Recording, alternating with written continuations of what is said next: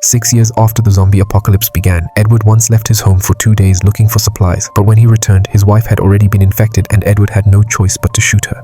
To make matters worse, his son Adam was nowhere to be found. Though he set out to search for the boy, Edward never succeeded in finding him. Over time, Edward began writing down everything he observed in a journal. Determined to learn more about the zombies, Edward captured his infected neighbor, Charles, and experimented on him. Charles no longer recognized him, but he could still see, hear, and smell. Edward discovered that while zombies lacked intelligence, they feared fire, which could be used to drive them back. Curious to discover more about these creatures and how many still roamed the world, Edward mounted his horse and rode into the wilderness. After several days on the road, Edward paused by a lakeshore to collect water. As he dismounted, a zombie hiding beneath the surface lunged at him and dragged him into the water. Edward struggled to keep its teeth away, until he finally managed to kill it and crawl back onto the riverbank. While trying to recover from the struggle, Edward noticed a group of zombies approaching, and among them was Adam. The sight of his son after all these years overwhelmed him with both joy and grief. He opened fire on the other zombies, but when Adam reached him, Edward couldn't pull the trigger. Instead, Edward grabbed his son tightly for one last time and, crying out in despair, shot him in the head. That night, Edward built a pyre of dry branches and burned his son's body. He then collected some of Adam's ashes in a metal container, carrying them as a keepsake. Alone with his grief, Edward burned down the cabin where he had stayed, determined to carry his son's ashes to a waterfall the boy had once dreamed of visiting, but never had the chance to see. Days passed and Edward grew into a hardened survivor, able to endure anything. During one attack, however, his loyal horse was bitten. The wound became infected and the animal grew weaker each day, until Edward, with tears in his eyes, made the painful choice to end his companion's misery before he could turn. Days later, weakened by hunger, he stumbled into a ruined town in search of food. Inside one house, he discovered a man's corpse sitting in a chair. But before he could react, the man's wife lunged at him from the shadows. Edward fought back desperately, only to be saved at the last moment by another survivor named Isaac. After killing the infected woman, Isaac pointed his weapon at Edward, demanding to know if he had been bitten. When convinced he wasn't infected, Isaac lowered the gun and the two hid together until a group of zombies passed. But as soon as the danger cleared, Isaac struck Edward and knocked him unconscious. Edward awoke later to find himself face to face with Isaac, who questioned him about his past and listened to his story.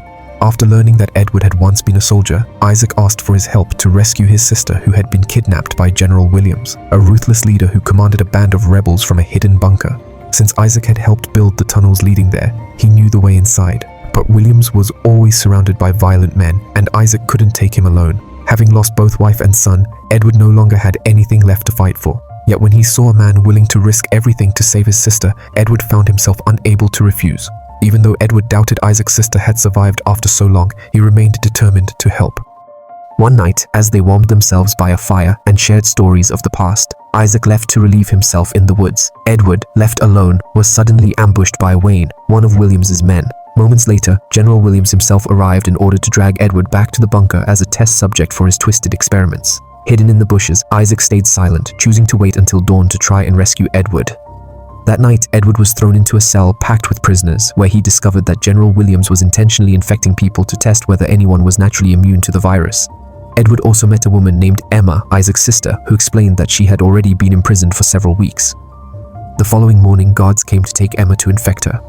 Edward pleaded with Williams to take him instead, but just then, Isaac stormed in, shot the guard, and rushed to embrace his sister. He then freed the prisoners from the bunker and led them toward the exit, but their escape did not go unnoticed. Wayne spotted them fleeing, fired his gun, and shot Edward. Before Wayne could finish the job, a zombie lunged out of the darkness and tore him apart. Seeing his friend wounded, Isaac lifted his friend into his arms and carried him through the forest to the isolated cabin of a healer named Eva. Upon arrival, Emma knocked frantically on the cabin door, begging for help. At first, there was silence, but then the door creaked open. Eva finally appeared, recognized Emma, whom she had known since childhood, and let Isaac inside. Once she saw Edward's condition, she quickly agreed to help, but Edward was pale, sweating, and barely clinging to life. Eva disinfected the wound and removed the bullet, but the agony was so intense that Edward passed out from blood loss. At dawn, Edward regained consciousness and Eva treated his wound with a special remedy she had prepared. She then showed them the traps she had built around the cabin to catch zombies. The few that managed to pass the traps triggered bells hanging outside, warning her of their approach. The group decided to stay with Eva for a while and organized themselves like a family. For months, their nights were filled with bloody battles against zombies and their days with burying corpses. But one night, during an attack, Emma was bitten. Isaac quickly raised his gun to spare her a worse fate, but Emma didn't turn.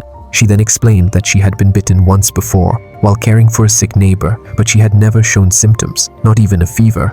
Eva inspected the scar and confirmed her immunity. One night, Edward awoke from a nightmare and saw Eva slipping out of the cabin. He followed her and asked what was wrong. She revealed that years earlier she had lived with her younger sister Julia. One night, Julia was attacked by two drunken men, and weeks later, Julia became pregnant. Determined to spare her from lifelong trauma, Eva helped her terminate the pregnancy. But when the townspeople found out, they accused Julia of terrible crimes. On the day Julia was executed in the town square, Eva stood helpless in the crowd, powerless to intervene. As punishment, she was also forced to leave the town within 24 hours. She wandered the forest alone and starving until she met Melinda, a woman who lived in this cabin, and taught her herbal medicine. After Melinda's death, Eva found ancient scrolls hidden in the cabin. Among them was a ritual to raise the dead. Desperate to see Julia again, Eva studied the spell, retrieved her sister's body, and performed the ritual. Hours passed with no result until she collapsed from exhaustion. When she woke up, Julia was standing in the doorway. Overjoyed, Eva embraced her, but her joy turned to horror. Julia was no longer the sister she remembered, and from her, the plague began. After hearing this, Edward realized Eva was the one who had triggered the zombie apocalypse that destroyed humanity and cost him his family.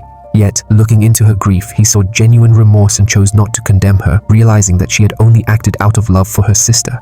Weeks later, when their ammunition dwindled, Isaac and Edward decided to raid William's bunker for supplies. In the middle of the night, they crept into the storeroom, grabbed a crate of weapons, and slipped away into the forest. But unfortunately, Cliff had seen them and began following.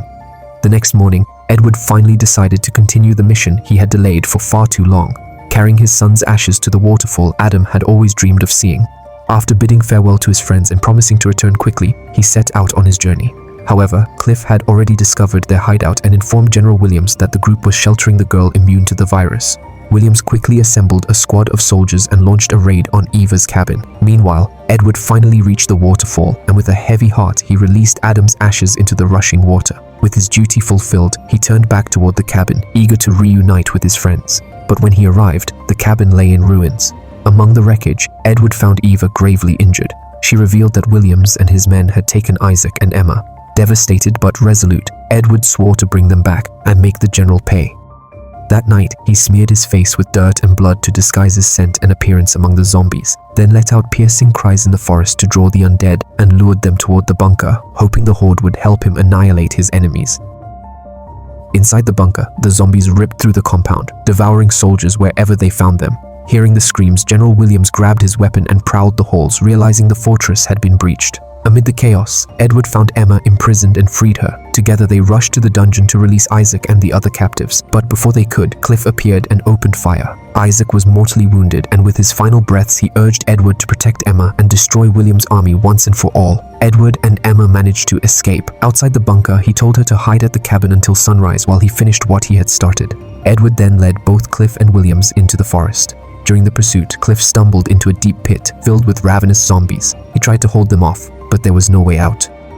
Edward then crossed a river and took cover behind a tree on the opposite bank. The general followed, trying one last time to manipulate him, and demanded he surrender Emma so a cure could be created to save mankind.